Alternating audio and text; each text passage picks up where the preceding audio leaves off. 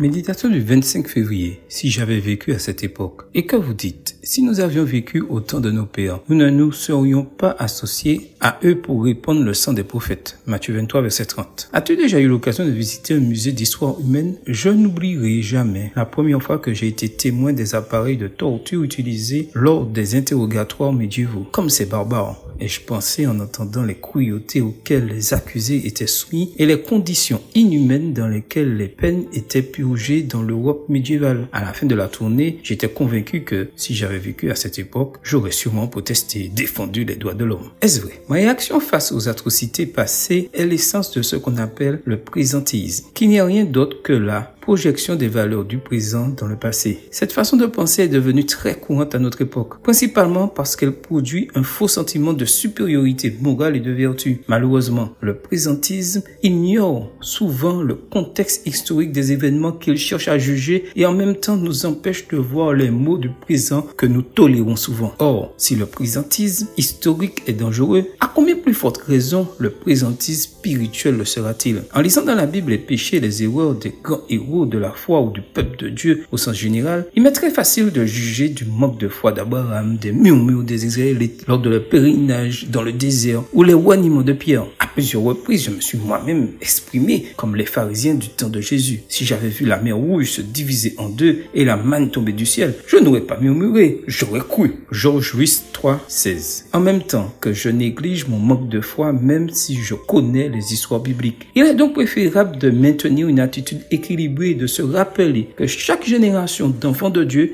a connu ses défis. En même temps, nous devons nous rappeler que tout ce qui est écrit d'avance l'a été pour notre instruction, afin que par la patience et par la consolation que donnent les Écritures, nous possédions l'espérance. Romains 15, verset 4. Amen. Bonne journée à toi et que le Seigneur te bénisse.